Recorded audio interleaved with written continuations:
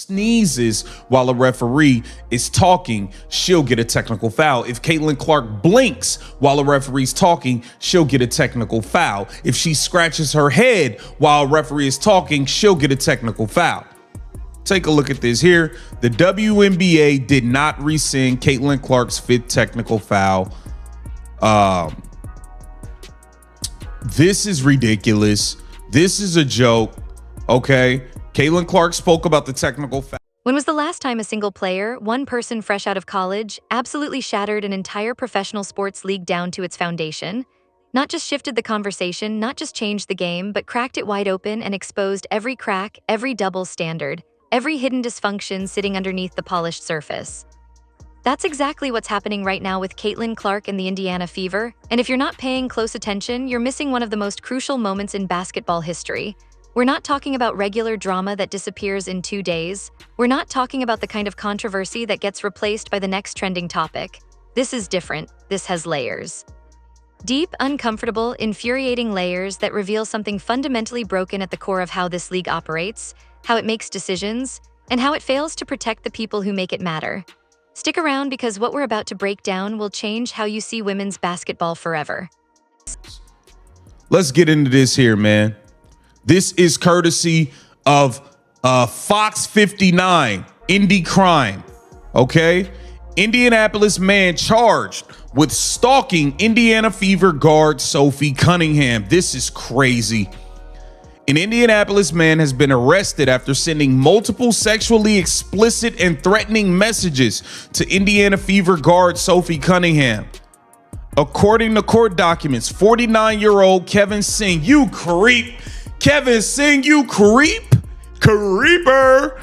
Kevin Singh was recently charged in Marion County with 1 count of stalking, a level 6 felony, 1 count of intimidation, a level 6 felony, misdemeanor of harassment. Singh was previously arrested. He was reportedly arrested on Tuesday and charged on Wednesday, according to a news release from the Marion County Prosecutor's Office. This is the man that was stalking Sophie Cunningham. This is on the news, okay? This is coming directly from fox59.com, Indie Crime. Okay? This is crazy. And then it says, Texas man gets 2.5 years in prison for sending Caitlin 800 threatening messages to Caitlin Clark. This is not the first time that a man was charged with stalking a player with the Indiana Fever. According to previous reports, Michael Lewis from Denton, Texas, was sentenced 2.5 years in the Indiana Department of Correction after he messaged Indiana Fever guard Caitlin Clark hundreds of sexually violent messages. Earlier this month, officials with the Marion County Sheriff's Office were made aware of a possible pattern of stalking and intimidation against Cunningham. This comes after a man later identified as Singh reportedly sent multiple social media posts referencing his close location and sexually explicit messages. Before going further, if you're enjoying this video, don't forget to smash that subscribe button. It really helps us keep bringing you the content you love. Share this video with your friends so they don't miss out on all the drama and excitement. Let's start with something that might sound small but tells you everything about what's really going on underneath the surface. Caitlin Clark's 5th technical foul. The league reviewed it, they looked at it carefully, and they decided that whatever happened in that moment, whatever she said, whatever expression crossed her face, whatever gesture she made was worthy of being recorded as an official technical foul. Now sit with that for a second. The conversation around Clark's technical fouls has reached a point where it's become almost funny, except it's not funny at all. People are joking, but also kind of not joking, that if Caitlin Clark sneezes while a referee is talking, she gets hit with a technical. If she blinks, if she adjusts her ponytail, if she exhales too loudly, technical foul. Look, I'm not saying referees have some personal vendetta against Clark as individual people. That's not what this is. What this is a pattern, and patterns reveal what an organization actually cares about. When you have a player at the absolute peak of sports popularity, a player who has single-handedly driven television ratings to record highs, a player who has made the WNBA relevant to audiences who never watched women's basketball before, and that player is getting tagged with technical fouls at a rate that would make veteran players look like choir boys, you have to ask yourself what's actually happening. Is the standard being applied consistently? Is Caitlin Clark being held to a stricter code of on-court behavior than her peers? Are the players who are physically targeting her throwing elbows, driving knees into places they shouldn't be? Are they getting technical fouls at the same rate? The answer is no. A loud, clear, unmistakable no. That disparity between how Clark is policed and how her opponents are allowed to play is something the league should be genuinely embarrassed about. Not because Clark deserves special treatment. Every player deserves consistent treatment. Every player deserves to play under the same rule book. Every player deserves to know that the officials are there to call the game fairly, not to make examples of stars when they show even a hint of frustration. The fact that the fifth technical wasn't rescinded matters more than most people realize. It's the league putting a flag in the ground and saying, this is how we handle the face of our league. This is the standard we're setting. And that standard is embarrassing. Clark spoke about it herself. She was measured, professional, everything you'd expect from someone who's been trained since childhood to compete and handle the spotlight. But even through those careful words, you could feel the exhaustion. The quiet frustration of someone who is being pushed and pushed and pushed on the court and off it, and who is expected to respond with nothing but grace every single time. That's enormous to ask of a 22-year-old rookie who is simultaneously trying to win games, grow a fan base, recover from physical trauma on the court, deal with public harassment, and represent her entire sport nationally. But here's what's coming next that changes everything about how we should understand this situation. All types of stuff. Ridiculous, man. Alyssa Thomas is dirty.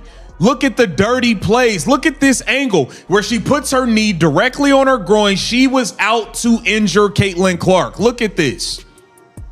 Streaking to the basket. Look at her. The ball is all the way over there. Why is your knee in her groin? What are you doing? What are you doing, Alyssa Thomas? The ball isn't even over there. Look at where the ball is, guys. Look at where the ball is.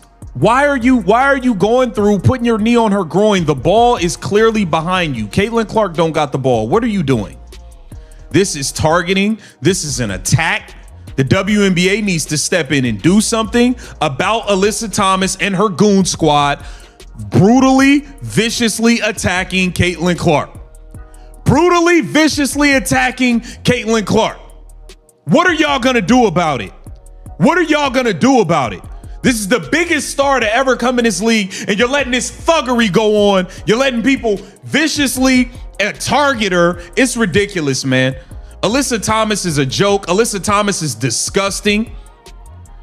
This is nasty. This is nasty. This deserves a suspension. Damn a fine. Damn a technical. This should have been a flagrant 2. She should have been ejected for this. She should have been ejected. Nasty. Look at all this dirty stuff they're doing. Landing zone fouls. Like landing zone fouls. This is the play where Caitlin Clark appears to have hurt her back. I mean, bro, it's just nasty ass plays by the Phoenix Mercury, man. This is nasty work by the Phoenix Mercury. They went out there and targeted Caitlin Clark. They injured her. That's just what it is, bro. That's just what it is, man. This team is dirty as hell. And now you would have thought the WNBA would have been prepared, especially after what happened last game. But the WNBA clearly not prepared. They didn't do anything to stop this goon stuff, this thuggery from happening in the second game. Now, when we get to the actual game, Caitlin Clark was off to a blazing hot start, man. Caitlin Clark was 5 of 9. She had 19 points and 8 assists. She was going to have another 30 and 10 game. For whatever reason, when Caitlin Clark went out of the game, she had the third most shot attempts on the team. Kelsey Mitchell had shot more, and Aaliyah Boston. None of these players need to be shooting more than Caitlin Clark. I'm going to keep it real. Kelsey Mitchell got it going. When Caitlin Clark was on the heater, they ended up running like 6 straight plays for Kelsey. I think it's ridiculous what Stephanie White is doing. But Kelsey Mitchell had a good game, 30 points, 11 of 16, 7 of 9 from 3. She was on fire from 3. She also has 6 assists. That might be a career high. But when it came down to it, when you needed Kelsey to make the play. But let's move beyond the technical fouls, because that's actually secondary to what's been happening physically on the basketball court, and this is where things get dark. Let's look at the film, because the film doesn't lie. Watch the play with Alyssa Thomas. Watch where the basketball is in that moment. The ball is clearly somewhere else on the court, and now watch where Thomas's knee goes. It goes directly, deliberately, with clear intention into Caitlin Clark's groin area, not to contest a shot. Not as an accidental collision in a normal flow of play. The ball isn't even close. Clark doesn't have possession. The basketball is clearly somewhere else. and Thomas is driving her knee directly into another player's body. What is the basketball justification for that? There isn't one. You can't watch that clip and construct an argument that this was incidental contact. You can't tell me that a veteran professional player with Thomas experience simply didn't know where her own knee was going and why. This is targeting. This is a calculated decision made in the moment to send a physical message to the biggest name in the sport. And here's what's infuriating. This kind of thing has been happening to Clark repeatedly this season, and the league has done shamefully little about it. There's landing zone fouls. There's aggressive contact designed to wear her down. There's physicality that goes beyond anything you'd see directed at other players. The pattern is undeniable if you actually watch the games. Then there's the play where Clark went down with the back injury. Watch the landing zone, watch how the contact happens, watch how a player who isn't making a legitimate basketball play ends up causing Clark to crumple to the hardwood. Hard basketball is aggressive defense, it's physical screens, it's contested shots, it's bodies fighting for position. Every competitive player accepts that. What's not acceptable, what crosses a line the league is apparently too timid to acknowledge clearly, is when the contact stops being about winning a basketball play and starts being about sending a message, about intimidation, about establishing early and often that if you come into this gym, you're going to pay a physical price. There were landing zone fouls, there were elbow plays, there was the knee strike, and at the end of it, Clark is on the floor with a back injury. The most serious response? A fine, a slap on the wrist that a professional athlete earning a professional salary feels like you or I feel a parking ticket. At minimum, the knee play should have been a flagrant 2, that results in ejection. At minimum, the league reviews that specific incident and issues a real suspension. Not to baby Clark or give her preferential protection because she's popular, but because what happened on that court wasn't basketball. It was assault in a uniform, and every player in that league, regardless of name, regardless of fan base, regardless of salary, deserves protection from that. The Indiana Fever and their fans and basketball fans with functioning eyes have been waiting for the WNBA to say clearly and loudly that this behavior will not be tolerated. That statement hasn't come with nearly enough force or clarity, and what happened next at that game would shock everyone. Now into this already explosive situation, add Sophie Cunningham into the mix. If you don't know Sophie, you need to understand that she's not a player who stands on the sideline and watches something happen to her teammate and then quietly goes back to the bench. Sophie Cunningham is the kind of player who makes her feelings known loudly and clearly. She takes the concept of having a teammate's back seriously in a way that goes beyond just basketball. When you watch her play, you understand that loyalty isn't just a word to her, it's something she lives. And when Clark went down, when the dirty plays kept coming, when the league's response continued to feel completely inadequate to what was happening, Sophie Cunningham reportedly reached a breaking point. Reports coming out of the situation indicate that the tension wasn't contained to the basketball court. The frustration wasn't limited to hard words exchanged during the game. According to sources familiar with the situation, Sophie had to be physically restrained at one point, so intense was her reaction to what had happened to her teammate. She was reportedly overheard making it clear to anyone who would listen, coaches, league officials, anyone in earshot, that if the WNBA wasn't going to step in with a real, meaningful response, she was prepared to escalate this beyond the normal channels. Now, I want to be precise about something here.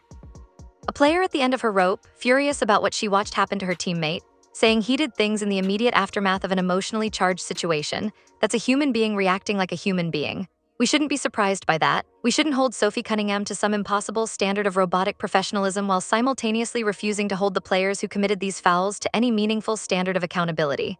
Sophie Cunningham's anger is legitimate. Her frustration is legitimate. The people who should be uncomfortable right now aren't Sophie Cunningham and aren't Caitlin Clark. The people who should be sitting in their offices feeling the heat are the WNBA executives who have watched this pattern develop all season and have failed to respond with the kind of decisive, clear, unmistakable action that would actually deter this behavior. Here's the thing about deterrence. It only works when the consequences are real. A fine that doesn't sting isn't a deterrent. A suspension that doesn't change the calculus for a team trying to win is not a deterrent. A strongly worded letter from the league office that gets 2 paragraphs in a sports column and disappears isn't a deterrent. A real suspension, the kind that sits a key player for multiple games, the kind that forces a team to adjust its entire game plan, the kind that makes every other player in the league look at that outcome and think twice before deciding to put their knee into someone's groin during a play, that's a deterrent. The league has been remarkably reluctant to go there. But what happened next would expose the darkest part of this entire nightmare.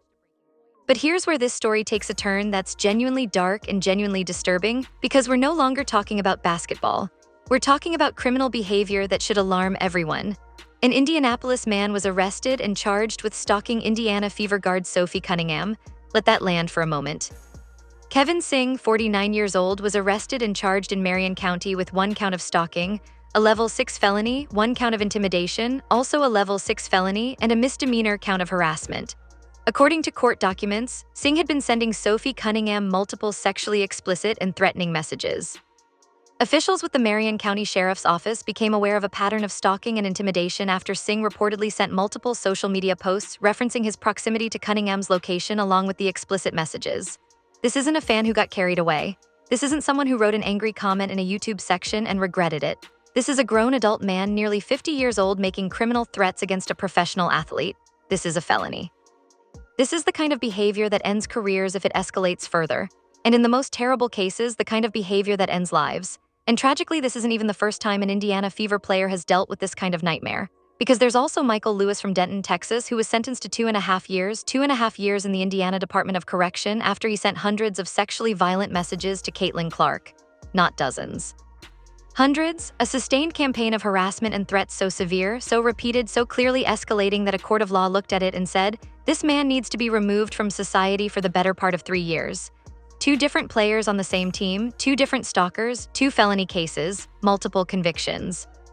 An ongoing pattern of men, older men who frankly should know better than to think this behavior is acceptable, directing sexually explicit and violent messaging at young women who are professional athletes just trying to play basketball and live their lives. This should be making national headlines at the level of major breaking news. This should be prompting serious, sustained conversations about the safety infrastructure that exists, or more accurately, doesn't exist in adequate form to protect athletes in the WNBA from this kind of targeted harassment. This should be making the league, the teams, and every platform that these harassers use to send their messages sit down and think very hard about what systems need to be built, strengthened, and enforced to prevent this from becoming even more dangerous. Because here's what matters about stalking: it escalates. That's not an opinion. That's a well-documented behavioral pattern supported by research and real-world cases. Sending explicit messages online is a precursor. Referencing your proximity to someone's location is a precursor. Left unchecked, left without swift and serious consequence, these behaviors move toward physical confrontation. They always do. The fact that Kevin Singh was arrested and charged quickly is genuinely good news. The fact that Michael Lewis is sitting in a correctional facility right now is genuinely good news. But the fact that this is happening at all, that 2 players on one team have been subjected to this level of criminal harassment within the same season in the same environment, is a crisis. Not a storyline, not a subplot. A genuine crisis that deserves genuine resources and genuine attention from the highest levels of the organization. Where is the league in this conversation? Where is the strong public statement from WNBA leadership making clear in unambiguous terms that this organization is committed to the physical safety of every player in this league on and off the court? Where is the press conference? Where are the resources being allocated to cybersecurity, threat monitoring, and personal security for players who have been publicly identified as targets? Right now, from the outside, it feels like this league is better at managing its Twitter feed than it is at managing the very real safety threats facing its most visible athletes. And that's a problem with consequences that are far more serious than any technical foul. But let's look at what was lost on the court that night. Now, amidst all of this chaos, all the drama, all the injury and controversy and harassment and frustration, let's not forget that Caitlin Clark was absolutely cooking before everything fell apart. Because this matters, this is important. Part of what makes everything else so infuriating is the context of what was being taken away when Clark was forced out of the game with that back injury. 5 of 9 from the field, 19 points, 8 assists, and it wasn't even close to halftime. She was on pace for another 30 and 10 type of night, the kind of statistical line that has basketball fans rearranging their schedules to catch the Fever on television. She was locked in. She was making reads at a level that should silence anyone who still wants to have the conversation about whether she belongs in this league. She wasn't a rookie trying to keep up. She was a playmaker operating with confidence and vision at a level that takes most players years to develop if they develop it at all. She was in complete control of the game. The offense flowed through her. Everything looked effortless. Then the back injury happened. And just like that, a performance that was building towards something historic became a DNF. A game that could have been a celebration of everything that makes Caitlin Clark must-watch television became a casualty of a culture that has been allowed to develop within this league where targeting the star is a valid strategic option. And here's where I need to talk about the coaching decisions, because Stephanie White deserves some real scrutiny here. When Caitlin Clark was operating at that level, when she was clearly the hottest player on the court and the engine driving everything the Fever were doing offensively, the coaching staff inexplicably started running play after play for other players. Kelsey Mitchell ended up with more shot attempts than Clark at the point where Clark had to leave the game. Aaliyah Boston also had more attempts. Think about that for a moment. Your franchise player, your generational talent, your investment in the future of this organization is getting fewer shot attempts than her teammates while she's actively dominating. Now, I want to be fair to Kelsey Mitchell here because she genuinely had a special night. 30 points on 11 of 16 shooting, 7 of 9 from 3, 6 assists. That might genuinely be a career high for Mitchell, and she earned every single point. When she was hitting those shots, she was doing it with confidence and precision, and she deserves recognition for that performance. Those were excellent basketball plays. Mitchell showed up and performed at an elite level. But and this is significant, the Fever's best player, their franchise player, their investment in the future of this organization and arguably this entire league was third in shot attempts on her own team. That's a coaching decision that needs to be examined. Not to take anything away from Kelsey Mitchell's performance, but because when a team has a player operating at the level Clark was operating, you ride that player. You run your offense through her, you make the defense deal with her until they demonstrate they can stop her, and then you adjust. And critically, when the game was on the line, when the pressure was at its highest, when you needed somebody to make the defining play, Kelsey Mitchell wasn't able to deliver in that moment.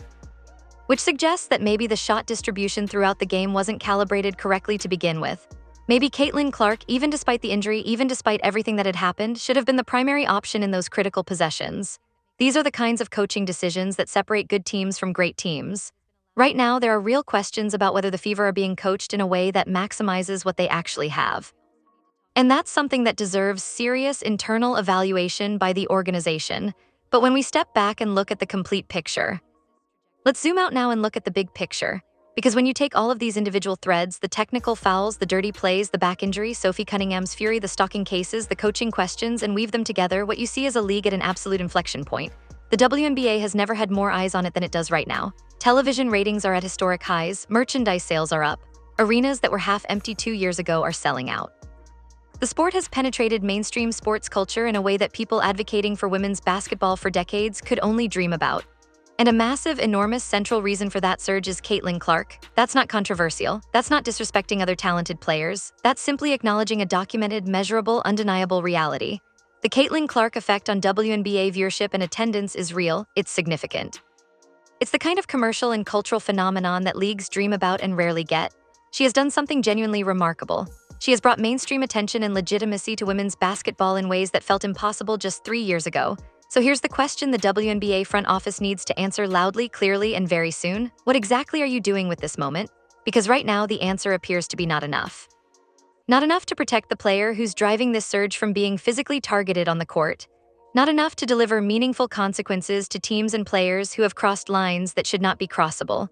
Not enough to respond to the stalking situation with the kind of comprehensive, visible, league-wide commitment to athlete safety that this moment demands. Not enough to apply the rules of the game consistently to ensure that the star player isn't being penalized for minor infractions while players delivering deliberate physical harm skate by with minimal punishment. Not enough, not nearly enough. The consequences of continuing down this path are severe, not just in public relations, though those consequences are real and growing, but in terms of the fundamental trust between a sports league and its players. When a player looks at this situation and thinks that the league isn't protecting me, that if I get hurt the consequences are minimal and I'm expected to just keep showing up and performing, that's a catastrophic erosion of trust. That's institutional failure that doesn't heal quickly. Players notice. They talk. They decide whether they want to invest their careers and their safety in organizations that won't invest in their protection. The WNBA has an opportunity right now that's genuinely unprecedented in the history of the league. They have a cultural moment. They have a commercial surge. They have a level of mainstream attention that could permanently elevate the sport if handled correctly. And they're at very real risk of squandering that opportunity through inaction, inconsistency, and what increasingly looks like a front office that's far better at marketing than it is at governance. They're winning the popularity contest while simultaneously losing the institutional trust battle. That's a dangerous position to be in, but what specific actions need to happen now? Let's get specific about what actual accountability looks like, because vague frustration without concrete demands is just noise. Here are the concrete steps that need to happen immediately. First, the WNBA needs to conduct a full, transparent review of every flagrant foul and targeted physical play directed at Caitlin Clark and other Fever players this season, not an internal process that produces a quiet fine buried in a press release. A transparent review with clear criteria, clear findings, and clear consequences that are made public. The league needs to show its work. Players, fans, and the media need to see exactly what was reviewed, what was found, and what the consequences are. Second, the league needs to establish a clear, non-negotiable threshold for what constitutes a suspendable offense. Not just in the rule book where it theoretically exists, but in practice, executed consistently, applied to every player regardless of team, regardless of reputation, regardless of championships won. Right now it feels arbitrary.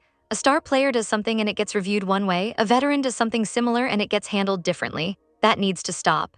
Third, the technical foul situation needs to be addressed directly. If there's a pattern of officiating that results in one player accumulating technicals at a rate significantly higher than comparable players for comparable behaviors, that's a data point that demands investigation.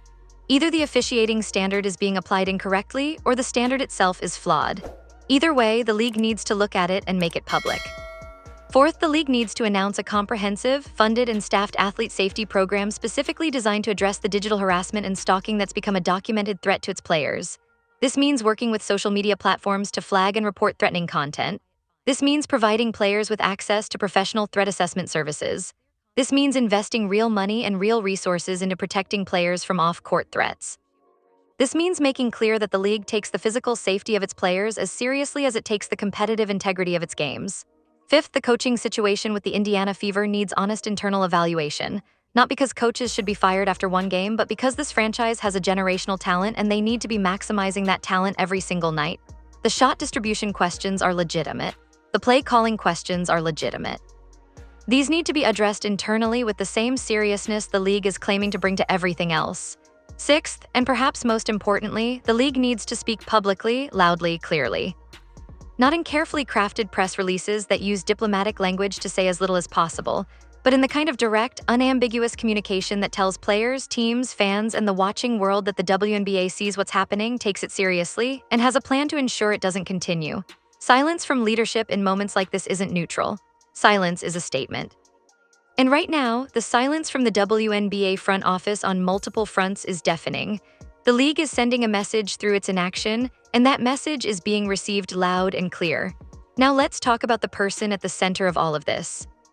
Let me close this section by talking about Caitlin Clark as a person, not just as a basketball player or a commercial property or a cultural phenomenon.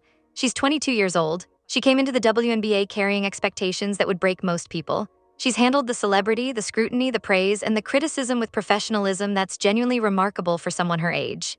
She's shown up every night and competed. Even when officiating was inconsistent, even when physicality was excessive, even when narratives were being twisted by people with agendas that had nothing to do with basketball, she's spoken about all of it with measured, careful words that reflect enormous discipline. She knows that everything she says gets dissected and amplified and used to tell whatever story various parties have decided to tell about her. That's an enormous psychological burden. That's weight that doesn't show up in the box score. And it sits on top of the physical demands of an 84-game professional season, on top of the back injury sustained in this game, on top of the knowledge that men have sent her hundreds of threatening messages and are sitting in prison cells right now because of it. Caitlin Clark isn't just a basketball player right now. She's carrying the weight of an entire league's visibility on her shoulders. She's the reason millions of people who never watched women's basketball before are now checking scores and setting DVR timers and buying jerseys. She's the reason arenas are full. She's the reason national broadcasts are getting mainstream attention. She's the engine that's driving everything. And the institution that benefits most from her presence has an obligation, a basic organizational obligation, to ensure that she's protected, supported, and placed in conditions where she can do what she does best. That obligation isn't being met. Not yet. Every day that passes without meaningful action is another day the league is essentially telling its biggest star that the commercial value she provides is appreciated, but her safety, her fair treatment, and her ability to play without being targeted for physical harm are secondary concerns. That's not the message a healthy, functioning, forward-thinking sports organization should be sending. The people making decisions in that front office need to understand that clearly. They need to understand that every delay, every non-response, every inadequate statement is a choice they're making to undervalue the person who has done more for women's basketball than anyone in recent memory. So here we are, a rookie who might be the most impactful individual player to enter any professional sports league in recent memory, physically targeted on the court, technically penalized at an inconsistent rate, injured in a game where she should have been protected, subjected to off-court harassment so severe that multiple men have been convicted of felonies for it. A teammate who's reached such a degree of frustration with the lack of institutional protection that she's reportedly been on the verge of taking matters entirely into her own hands. A coaching staff with legitimate questions about whether they're fully utilizing the asset they have. And a league front office that's been slow, inconsistent, and insufficiently vocal in addressing every layer of this crisis. This is the reality. This is what's actually happening. This is what the WNBA looks like when it's at a crossroads.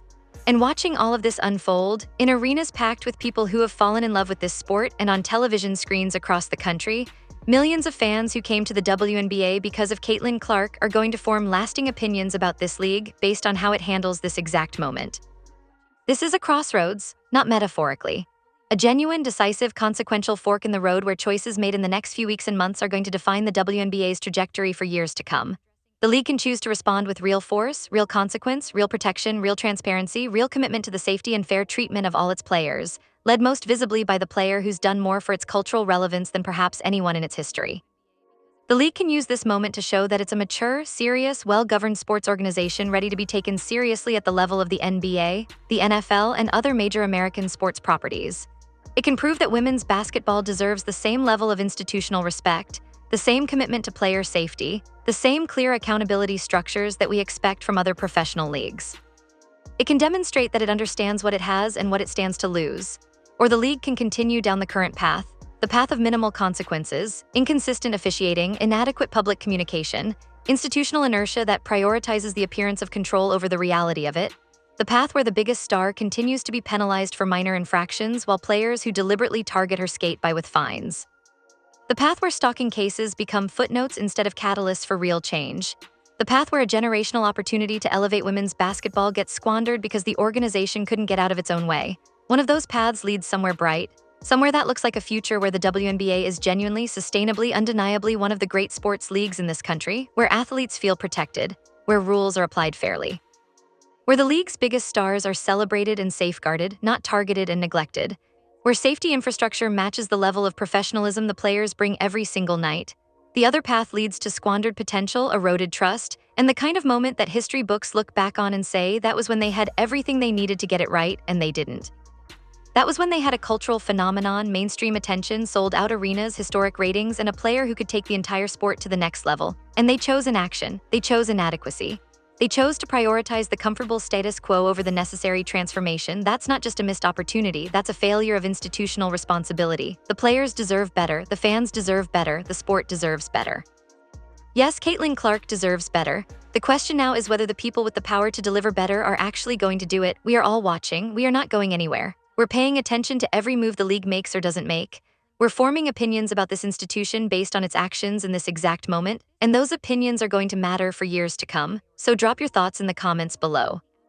Do you think the WNBA is doing enough to protect Caitlin Clark? Should Alyssa Thomas face a suspension? What more should the league be doing about the stalking situation? What would you do differently if you were running this league? Let's talk about it. This conversation matters. This moment matters. Share this with every basketball fan you know because this conversation is too important to stay quiet. The WNBA is watching, the league is watching, and we are watching them. That's the only way real change happens.